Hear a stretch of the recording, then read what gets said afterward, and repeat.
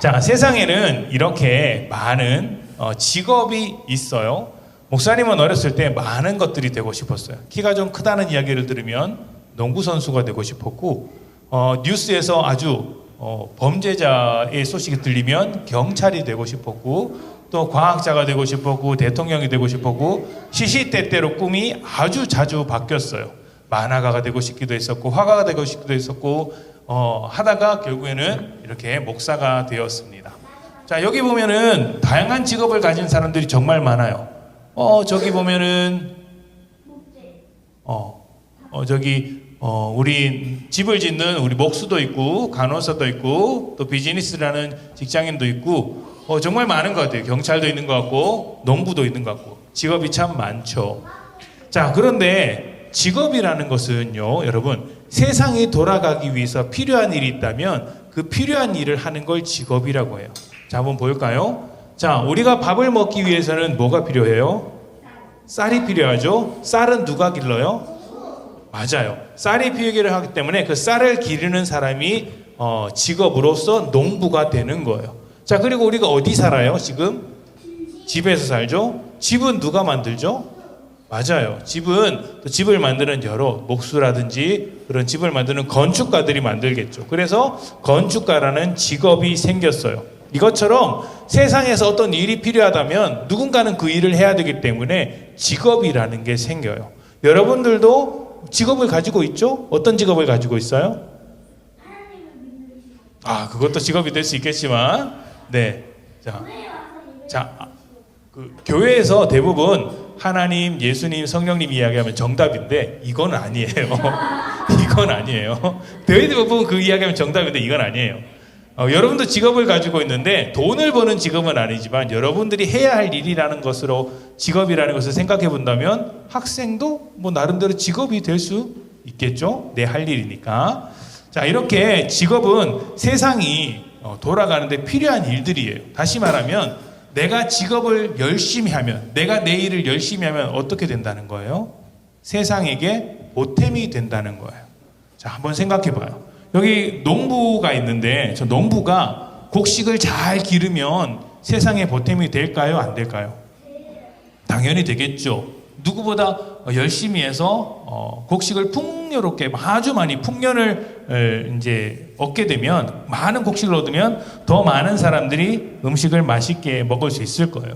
저기 경찰분도 계신데 저 경찰분이 자기 일을 열심히 하면 우리 사회는 더 안전하게 되겠죠. 건축가도 자기 일을 열심히 해서 아주 튼튼한 집을 지으면 우리는 안심하고 살아갈 수 있을 거예요. 자기 일을 열심히 하면 세상에 큰 보탬이 됩니다. 자, 그런데 반대로 자기 일을 열심히 하지 않으면, 정직하지 않으면 어떤 일이 벌어지게 될까요? 경찰 아저씨가 있는데 경찰 아저씨가 자기 일을 열심히 하지 않아요. 도둑이 있어도 잡지 않아요. 위험한 일이 있어도 도와주지 않아요. 그러면 이 세상은 어떻게 될까요?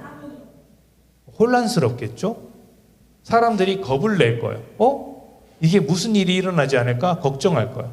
농부가 자기 일을 열심히 하지 않아서 우리의 먹을 것이 점점점 줄어들게 된다면 어떻게 될까요? 나중에는 배가 고파서 먹을 것이 없으니까 서로 먹을 것을 두고 막 다투고 싸우겠죠? 자기 일을 열심히 할 때는 세상이 평화로워지지만 자기 일을 열심히 하지 않으면 세상이 점점 엉망으로 돌아가게 돼요. 그래서 자기 직업에 맞게 성실하고 정직하게 일하는 것은 어떻게 만드는 거예요? 세상을 더 평화롭게 만드는 것이라고 할 수 있어요. 자, 오늘은 이 화평에 대한 이야기를 할 거예요. 성경은 화평이라고도 말하고 평화라고도 말하고 평강이라고도 말을 해요. 다 같은 말이에요. 자, 이 화평, 평화라는 말인데요. 성령의 열매 중에 세 번째 성령의 열매 화평이라는 거예요. 자, 그런데 이 화평이라는 말의 뜻은 성경에서 이런 말이에요. 자, 샬롬이라고 불러요. 샬롬 들어봤어요? 샬롬 언제 써요? 샬롬? 보통 인사할 때 샬롬 이렇게 이야기를 하죠. 우리는 안녕하세요, 안녕하세요, 안녕 이런 의미로 샬롬을 쓰지만 사실은 샬롬은 평화롭습니까? 평안합니까? 이런 뜻이에요. 당신 참 평화롭습니까? 인사하는 거예요. 근데 단순히 마음이 편안하다 이런 걸 말하는 게 아니에요. 여기서 말하는 평안이라는 것은 모든 것이 제자리에서 자기 역할을 잘하고 있는 아주 평화로운 상태를 말하는 거예요. 목사님 맨 처음에 뭐라고 이야기했어요? 사람들이 자기 직업을 가지고 그 직업을 열심히 하면 세상이 평화로워진다고 이야기를 했죠. 그대로 자기 직업을 열심히 성실하게 하지 않으면 세상이 위태로워질 것이다, 무질서하게 될 것이다, 혼란스러워질 것이다 이야기를 했잖아요. 그래서 모두가 각자 자기 역할, 자기 직업을 잘하고 있는 상태를 뭐라고 이야기할까요? 샬롬이라고 이야기하는 거예요. 경찰은 경찰이 자기 역할을 잘하고, 또 농부는 농부가 자기 역할을 잘하고, 건축가는 건축가가 자기 역할을 잘하고, 집에서도 부모님이 부모님으로서 역할을 잘하고, 여러분도 여러분으로서 역할을 잘 해내고 있을 때 그 모든 상황이 샬롬하다, 평화롭다라고 하는 거예요. 모든 것이 다 제자리에 있을 때죠. 자, 그런데 여기서 중요한 사실이 하나 있어요. 모두가 각자의 직업을 가지고 자기 역할을 다 할 때 평화로운 상태인데, 자기 직업에 맞게 성실하고 정직하게 일하면서 세상이 평화롭게 돌아갈 때 사람도 사람으로서의 자기 역할이 있다는 거예요. 직업으로서 역할이 아니라 사람이라면 이렇게 살아야지라는 것이 있다는 거죠. 그게 뭐냐면요, 하나님의 형상이라는 거예요. 우리는 모두 하나님께서 창조하셨고, 창조하신 하나님의 뜻과 목적과 생각을 가지고 있어요. 그 뜻과 목적과 생각을 따라서 살아갈 때 우리는 샬롬하다, 평화로운 삶을 누릴 수 있다라고 이야기를 해요. 자, 그러면 하나님께서 생각하시는 그 뜻과 목적이 뭘까요? 우리는 사실 알고 있어요. 하나님을 사랑하고 사람을, 맞아요, 하나님을 사랑하고 사람을 사랑하는 것이에요. 이것이 하나님의 뜻이에요. 그래서 우리가 서로 사랑하면서 살아가면 어떻게 돼요? 세상이 평화로워지는 거예요. 문제는 사람들이 그 말씀대로 살았을까요? 살지 않았을까요? 살지 않았어요. 그래서 죄를 지었죠. 그런데 하나님께서 사람이 죄를 짓고 하나님의 말씀하신 뜻대로 살지 않았어요. 지금도 사실은 그럴 때가 있죠. 여러분, 하나님 뜻대로 살 때가 많아요? 살지 않을 때가 많아요? 생각해보면 하나님의 뜻대로 살지 않을 때가 많아요. 다시 말하면 하나님 앞에서 죄를 지을 때가 많죠. 자, 그러면 여러분 한번 생각해봐요. 죄를 지은 사람은 벌을 받아야 할까요? 사랑을 받아야 할까요? 벌을 받아야 되겠죠? 자, 여러분이 소중한 물건이 있어요. 어떤 게 제일 소중해요? 자, 여러분 휴대폰이 있어요? 있다고 해봅시다. 여러분 소중한 휴대폰이 있겠죠. 뭐 시계든 전화기든 소중한 휴대폰이 있겠죠. 그런데 어느 날 밤에 도둑이 몰래 와서 그 휴대폰을 가져갔어요. 휴대폰만 가져간 것이 아니라 여러분이 모아둔 저금통도 가져갔어. 여러분이 좋아하는 책도 가져갔어. 여러분이 좋아하는 옷도 가져갔어. 신발도 가져갔어. 싹 다 가져간 거야. 자, 그러면 그 도둑은 벌을 받아야 될까요? 사랑을 받아야 될까요? 당연히 벌을 받아야 되겠죠. 죄를 지으면 벌을 받는 게 당연해요. 자, 그러면 하나님 앞에 우리가 하나님의 뜻을 따르지 않는 죄를 지었어요. 그러면 우리는 벌을 받아야 될까요? 상을 받아야 될까요? 벌을 받아야 돼요. 맞아요. 우리 하나님 앞에 죄를 지었으면 벌을 받아야 돼요. 그런데 하나님은 이렇게 하셨어요. 자, 요한일서 4장 10절부터 11절입니다. 우리 다시 한번 큰 소리로 읽어볼게요. 자, 시작.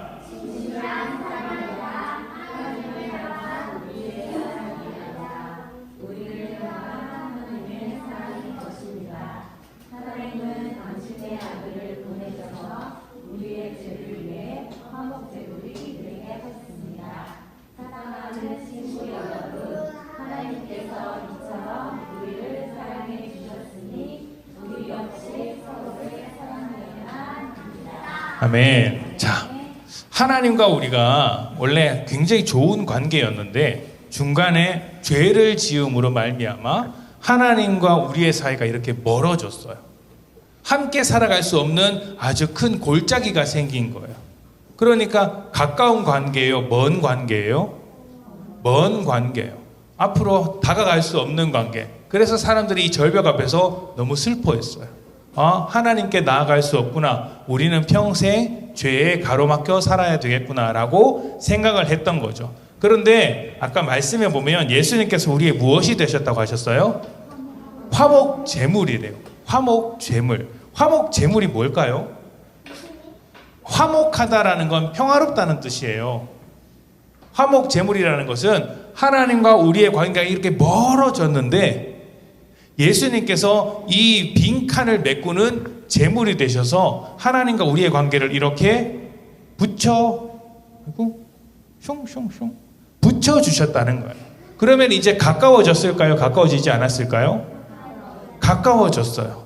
그런데 중요한 말씀이 있어요.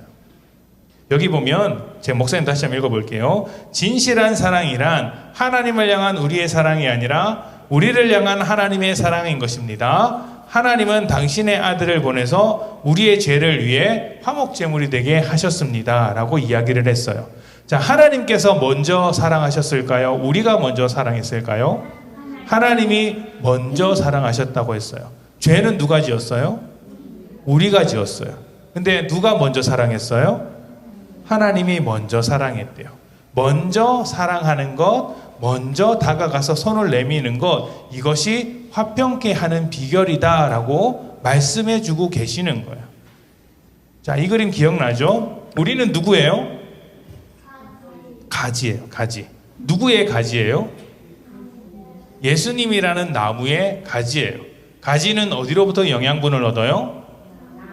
나무로부터, 뿌리로부터, 그리고 줄기를 타고 가지로 뻗어나가서 가지 끝에 열매가 맺힌다고 말씀을 드렸어요. 예수님께서 우리에게 보여주신 사랑은 서로 화목하게 하는 사랑이었대요. 둘 사이를 가깝게 만드는 사랑, 갈라진 둘 사이를 더 친하게 만드는 사랑, 둘 사이를 화평하게 평화롭게 만드는 사랑이라고 이야기했어요. 그래서 그 사랑을 먹은 사람이라면 하나님과 화평한 관계가 되고 하나님과 아주 가까운 관계가 되고 다른 사람과도 어떻게 돼야 돼요? 가까워져야 돼요. 근데 가까워지려면 뭘 해야 될까요? 가까워지려면 예수님께서 어떻게 하셨어요? 하나님과 우리가 가까워지기 위해 예수님께서 우리의 화목제물이 되셨어요. 다시 말하면 먼저 손을 내미셨어요. 우리는 어떻게 해야 될까요? 가까워지려면 먼저 손을 내미는 거예요. 저 친구가 잘못했으니까 나는 손 내밀 때까지 기다릴 거야. 용서할 때까지 기다릴 거야가 아니고 그래도 내가 더 사랑하니까 내가 먼저 손을 내밀어 줄게. 나는 예수님의 사랑을 알아. 나는 하나님의 사랑을 알아. 너 잘못한 거 알지만 내가 먼저 손을 내밀어 줄게 하는 것이 예수님의 사랑을 받은 사람의 특징이라는 거예요. 그래서 예수님 안에 있으면 우리는 다 이렇게 한 몸이 돼요. 자, 여기 보면 좀 말도 안 되는 그림이에요. 자, 보세요. 토끼랑 옆에 누가 있어요? 호랑이가 있어요. 토끼랑 호랑이가 이렇게 하나가 될 수 있을까요? 좀 이상하죠? 양과 원숭이와 강아지와 저 옆에는 곰 같은데 이 모든 동물이 함께 섞여서 살 수 있을까요? 없을 것 같아요. 그래서 이 몸통을 보면 서로 각자 다른 돌멩이에요. 그렇죠? 그래서 같이 있으면 투닥투닥투닥 싸우는 것 같아요. 막 투닥투닥투닥 싸우는 것 같죠? 근데 예수님의 사랑으로 이렇게 품고 계시는 거예요. 그러니까 투닥투닥 싸우는 게 예수님 안에서 다 하나가 되어서 함께 살아갈 수 있도록 만들어주는 거예요. 투닥투닥 하는 것 같지만 사랑이 넘치는 평화로운 관계가 되고 그 안에서 축복이 넘치는 삶을 살아가게 되는 거예요. 자, 우리가 하나님의 뜻을 따르지 않고 죄를 계속 짓는다면 하나님은 우리를 서로 사랑하라고 창조하셨는데 사랑하지 않고 계속해서 죄를 짓고 서로 다투기만 한다면 세상은 어떻게 될까요? 직업을 가진 사람들이 자기 직업에 자기 역할을 열심히 하지 않으면 세상이 혼란스러워지겠죠? 서로 사랑하라고 부르신 하나님께서 우리를 창조하신 하나님께서 그 뜻을 따라서 우리가 서로 사랑하지 않으면서 살면 어떻게 될까요? 이 돌멩이가 예수님 없이 돌멩이로 살아가는 것처럼 투닥투닥투닥 되기만 할 거예요. 세상에는 끊임없이 다툼의 소식, 전쟁의 소식이 들리겠죠. 그러나 여러분이 예수님의 사랑을 기억하면서 그 사랑으로 시작할 수 있다면 예수님의 사랑을 본받는 사람으로서 먼저 손을 내밀 수 있다면 어떻게 될까요? 투닥투닥 하던 관계가 아주 가까운 관계, 친해질 수 있는 관계가 될 수 있어요. 목사님은 옛날에 학교 다닐 때 이제 다른 친구들과 되게 친하게 지냈는데 유독 친하게 지내지 못했던 친구가 한 명 있어요. 별로 말을 해본 적이 없었어요. 별로 저 친구랑 나랑 성격도 안 맞을 것 같고 별로 생긴 것도 썩 뭐 나랑 잘 안 맞고 뭐 이렇게 좋아하는 것도 다른 것 같고 운동도 별로 안 좋아하는 것 같고 그래서 대면대면 했었거든요. 그러다가 문득 그 친구가 저에게 다가와서 뭐 좀 도와달라고 선뜻 손을 내밀었어요. 근데 알고 보니까 나중에 그게 도와달라고 손을 내민 게 아니라 저랑 친해지고 싶어서 먼저 말을 건 거예요. 그래서 말을 해보고 만나보고 이야기를 해보니까 어때요? 생각보다 그 친구가 괜찮은 친구였어요. 그래서 학창 시절 내내 아주 베스트 프렌드로 오랫동안 지냈던 3년 내내 가깝게 지냈던 친구가 있어요. 그 친구가 만약 손을 내밀어 주지 않았다면 저는 그 친구가 계속 더 친하게 지낼 수 있었을까요? 없어요.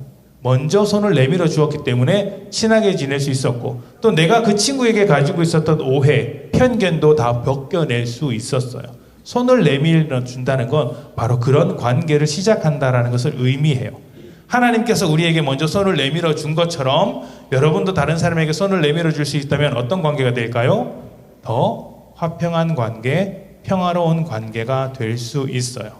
예수님의 사랑을 여러분 잘 받아서 여러분의 사랑이 세상에서 일어나는 전쟁도 막을 수 있을 만큼 큰 평화를 이루어낼 수 있기를 우리 그렇게 축복합니다. 여러분 그렇게 할 수 있을 거예요? 할 수 있어요? 아멘. 그렇게 이번 한 주 동안 여러분이 좀 어색하다고 한 친구에게 먼저 말을 걸어보고 더 평화로운 관계가 되기를 축복합니다. 아멘. 우리 함께 기도하겠습니다.